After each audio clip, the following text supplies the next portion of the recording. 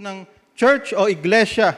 No, pag sinabi pong church, hindi po yan yung building. Ang sabi po dito, church is a called out assembly of born-again believers, scripturally baptized. Sila'y naligtas, sila'y nabautismuhan in a given place, having a covenant of faith with God and with one another. Ba't sila naligtas? Ba't sila nabautismuhan? To carry out the letter, the Spirit of Christ, Great Commission. Yun po yung ating binasa sa verse 18 hanggang 20.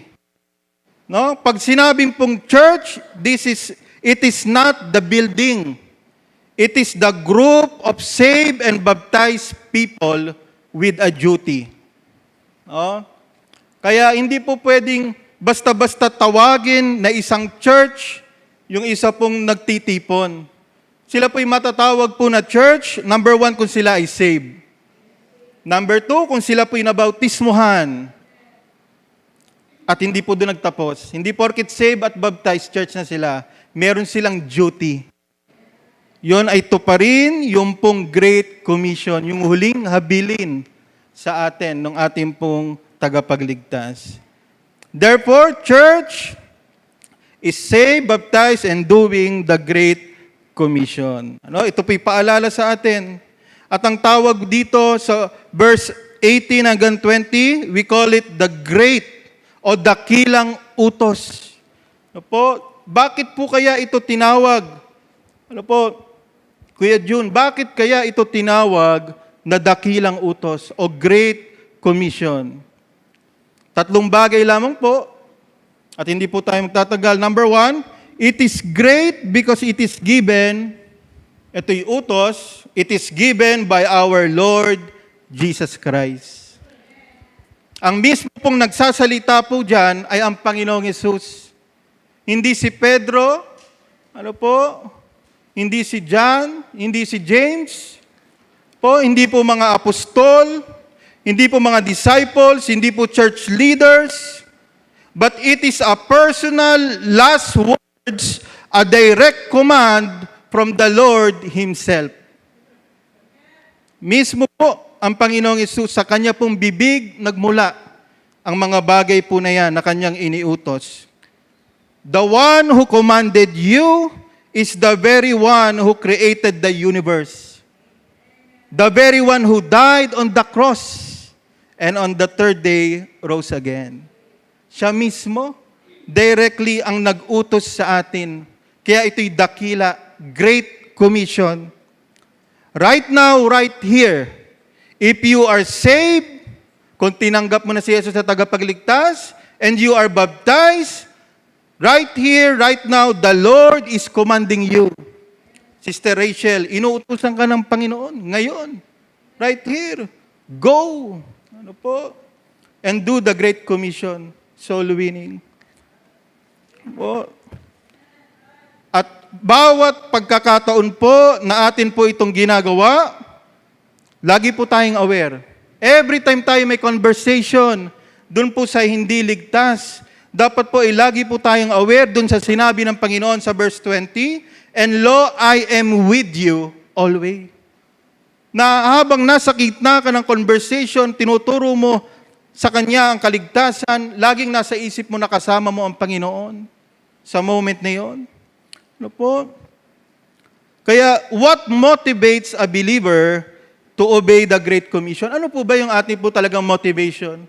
Bakit po for 30 years ang Calvary po ay nakilala po bilang isang soul-winning Baptist church?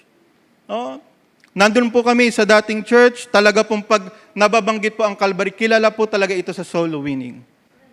Naririnig ko po talaga noon pa, way back pa, 2013, naririnig ko pag may meeting ang mga pastor, pag nababanggit ang Pastor Ronnie, nababanggit ang Calvary, ito po ay isang soul-winning Baptist church. Kilala po talaga. What motivates us, yung Calvary, to obey the Great Commission? Number 1, our motivation is the compassion of the Lord. Yung awat habag ng Panginoon sa mga hindi ligtas, yan po yung ating motivation. Hindi po yung sarili nating compassion. Kasi kung ang ating basihan ay yung sarili nating awa, magiging selective tayo. May mga taong nakakainis, hindi lahat nakakaawa. Po, ang sabi po ng Matthew 9:36, but when he saw, sabi diyan, nang nakita ng Panginoon, but when he saw the multitudes, he was moved with compassion on them, because they fainted and were scattered abroad, as sheep having no shepherd. Yung pong compassion, awa, na may pag-ibig, yan po ang nakikita natin at nadarama natin sa mga taong mapapahamak. No, ito pong compassion na ito, hindi sa atin ang galing, kung hindi sa Panginoon. No, ito po yung nagmo-motivate sa atin na magpatuloy sa gawain po ng Ebanghelyo. Number 2, the command of the Lord. It motivates us na mismo ang Panginoon, siya ang nag-utos. And number 3, ang nagiging motivation natin is the condemnation of the laws. No?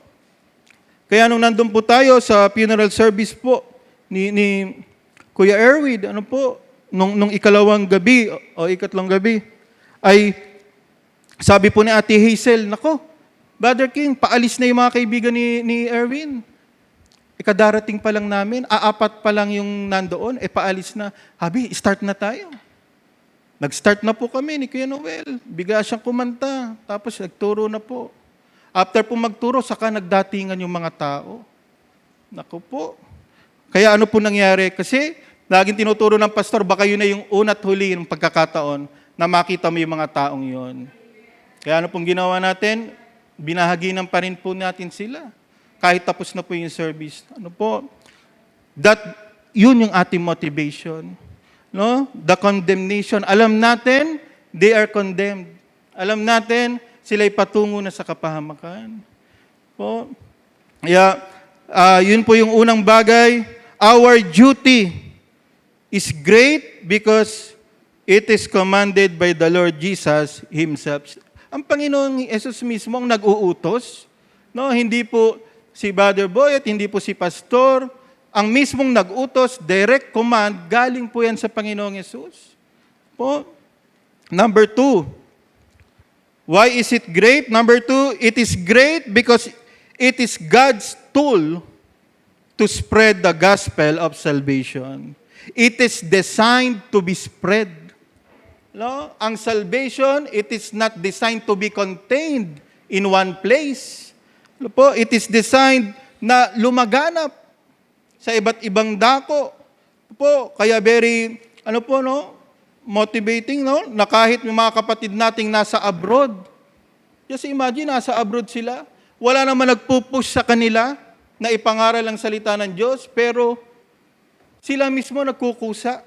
No? Hindi lang sila, Brother Lito, maging mga kapatiran po sa Lumba na naakit ng barko, sila din, nangangaral po doon. Ano po? Kasi yun po ang disenyo ng gospel, it is to be spread abroad.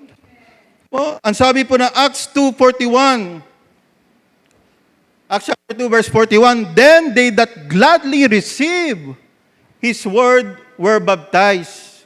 Yung mga nakatanggap ng salita ng kaligtasan galing sa church. And the same day, they were added unto them about 3,000 souls. Acts chapter 4 verse 4, sabi po dyan, howbeit many of them which heard the word believed. Po, sa pamamagitan ng church, nakarinig yung mga tao. Sa Acts chapter 2, ilan ang naligtas? 3,000. Sa Acts chapter 4, dumami. Sabi dyan, and the number of the men was about 5,000 naman. Po, ano po ang naging tool? Ano ang naging kasangkapan ng Diyos? Yung church. Po, na tumutupad sa Great Commission. Wala nang ibang kasangkapang gagamitin ng Panginoon. No? Kaya kung ikaw, ipadadala ka ng Panginoon, nagpe-pray ka, Panginoon, sana makapunta ako sa abroad, magkabisa ako, makapunta ako dito. Sana wag lang yun ang panalangin mo, kapatid. Ipanalangin mo kung saan ka man dali ng Diyos, ay dala-dala mo ito. No? Yung mensahe ng kaligtasan. No po, na makita ng Panginoon sa buhay mo na meron kang misyon. Hindi lamang para yumaman, kumita, kung hindi, magamit ka niya. Ano po? Kung saan dako ka man dadalhin ng Panginoon. Ang sabi po ng Acts chapter 8, verse 4 hanggang 5, sabi po dyan, "Therefore, they that were scattered abroad went everywhere preaching the word. Then Philip went down to the city of Samaria and preached Christ unto them." Ano po nangyari? Anong resulta? "And there was great joy in that city." Oh, alam niyo po, nakakatuwa, every time po na ang pastor ay magbibigay po ng area every Saturday, no, makikita niyo po, nag-iiba po yung sitwasyon ng lugar na pinupuntahan po natin. Ano, alam niyo, pag bago tayo dumating doon, talagang yung lugar ay parang patay na patay. No, nagkalat, walang alam sa Panginoon. Pero makikita mo, after nating umalis sa area po na iyon, makikita mo, biglang linggo-linggo, pag dadaan ka doon sa areang iniwan natin, ay lagi nang may tarpaulin. No, lagi nang may namatay. Kasi bakit? Nabigyan na sila ng pagkakataon eh. Ano? Sa pamamagitan mo, ikaw yung tool. Ikaw yung kasangkapan. Ano po? Para ipalaganap po yung kaligtasan. Alam niyo po, only the believers can carry out this duty. Tayo lang ang pwedeng gumanap nito. We are the one given the authority to do it. Hindi po yung mga kulto. No po? Ang nakalulungkot, mas masipag yung kulto sa atin. No po? Ano po mangyayari sa kanila? Ang sabi ng Mateo 15:14, "At kung ang bulag ay umakay sa bulag, ay kapwa sila mangungahulog sa hukay." No? Kaya nakakalungkot kung sila pa po ang masigasig kesa po sa atin na tayo ang may authority. Ano pong mangyayari? Kapwa sila mahuhulog sa hukay. Kapwa po sila mapapahamak. Kaya po in all courage, we are to share the gospel. Nobody can stop you because we have the authority. Yung Matthew 28:19-20.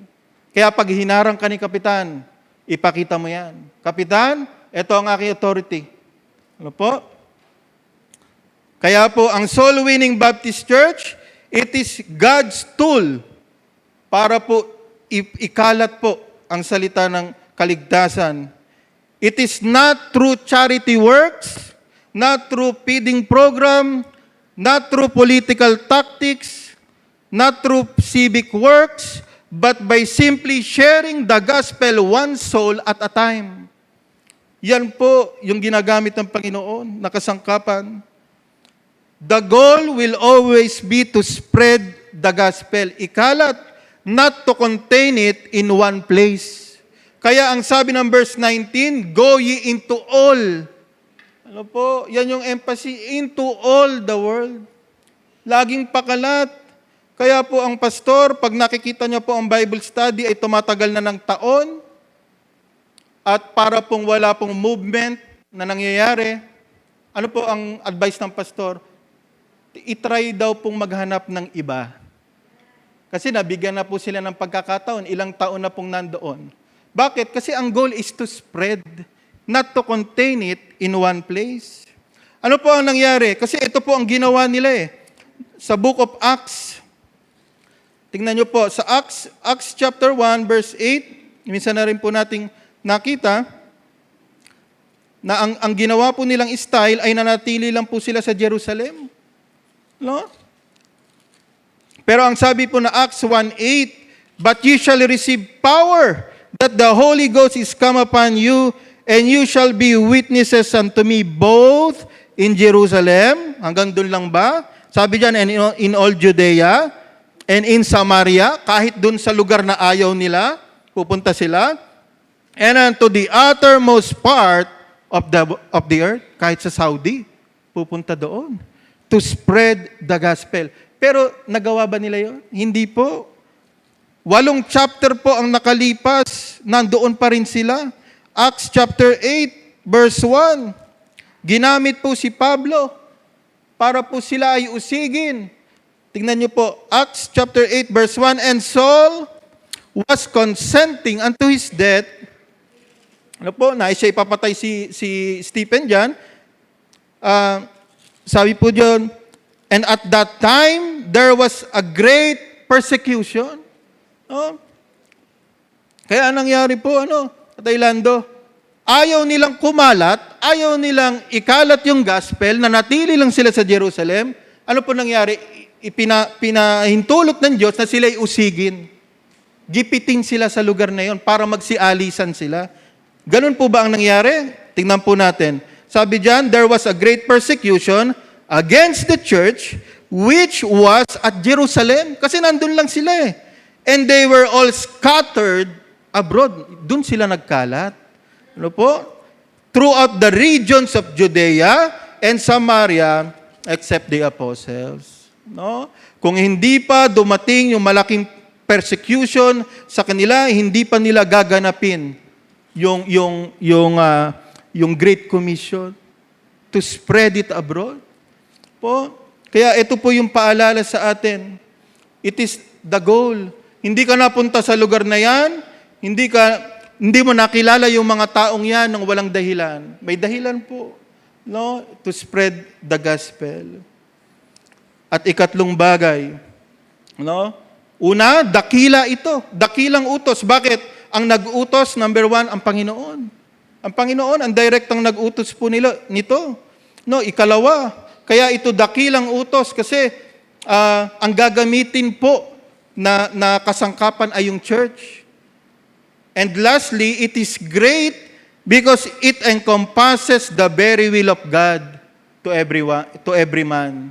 Makikita nyo po sa Great Commission, verse 19 to 20, yung kalooban ng Diyos sa bawat tao, kompleto po. Number one, maligtas. Turuan ng kaligtasan. May kitab nyo po sa parallel verse ng Mark na ang ituturo po yung gospel. Alam natin, na 1 Corinthians 15, ang gospel ay ang pagkamatay, pagkalibing at pagkabuhay muli ni Kristo. Na kung ito'y pananampalatayanan mo, yung natapos na sakripisyo ni Jesus, ang pangako ng Biblia, magkakaroon ka ng buhay na walang hanggan. Kaya number one, pagkatapos niyang maligtas, ikalawa, ang kalooban ng Diyos ay mabautismohan. Ang lagi pong turo sa atin ng ating pong pastor ay yung po tinatawag na immediate baptism. Hindi po siya tuturuan ng tithes and offering, hindi po siya tuturuan ng Trinity, hindi po siya tuturuan ng maraming doktrina. Ang unang ituturo after salvation is baptism. Pag sinabi niyang tinanggap ko na si Jesus, ano pang makakahadlang? Ano po? Bakit kailangan mo pang makita yung kanyang paglago at patunayan?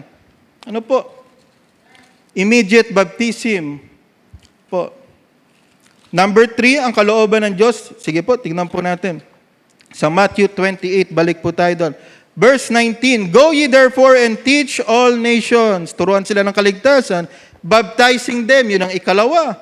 In the name of the Father, and of the Son, and of the Holy Ghost. Verse 20, teaching them to observe all things whatsoever I have commanded you, and lo, I am with you always, even unto the end of the world. Ikatlo, after niya mabautismuhan, hindi pa tapos. Kalooban ng Diyos na siya'y lumago spiritually. At pang-apat, ay magamit din siya sa kaligtasan ng iba. Kaya it encompasses, makikita mo na dyan sa verse 18 hanggang 20, kompleto na, nandyan ang kalooban ng Diyos sa iyo at sa akin.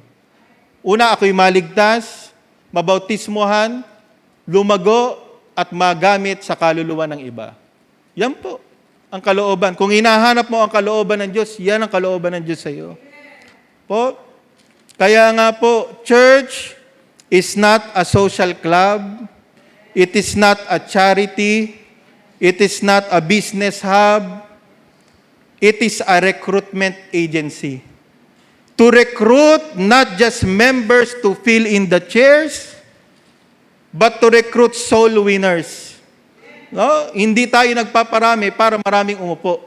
Nagpaparami tayo para maging marami po ang soul winners. Ano po? Sabi nga, this position is always hiring. Hiring to. Hindi nagsasara to, it is mass hiring. Ano po?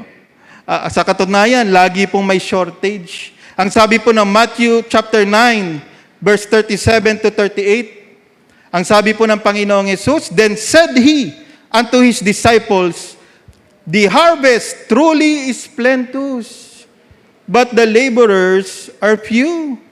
Pray ye therefore the Lord of the harvest. Christian, maging nung panahon po ng Panginoong Hesus, may shortage. Kaya po, if you are not involved in soul winning, ang sabi ni Pablo, I put it to your shame. No?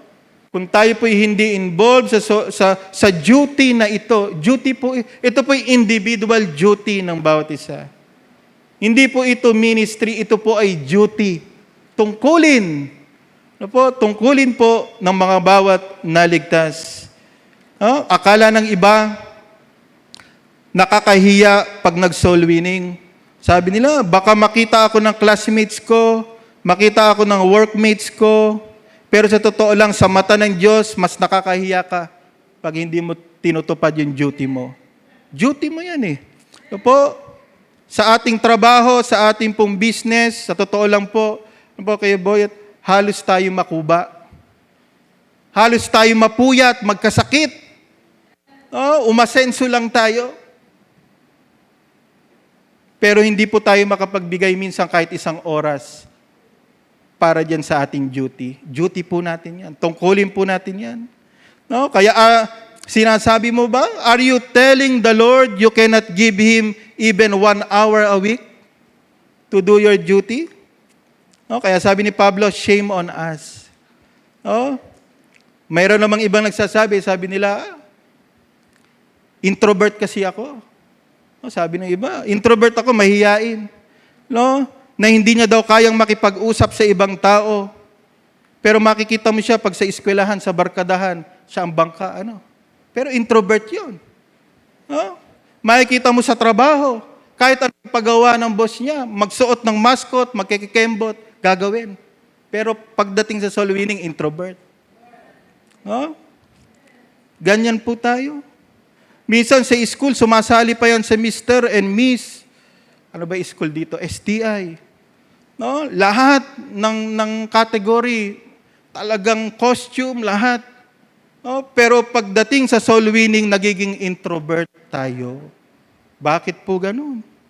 No? Sabi ni Pablo, shame on us. 1 Corinthians 15:34, awake to righteousness and sin not, for some have not the knowledge of God.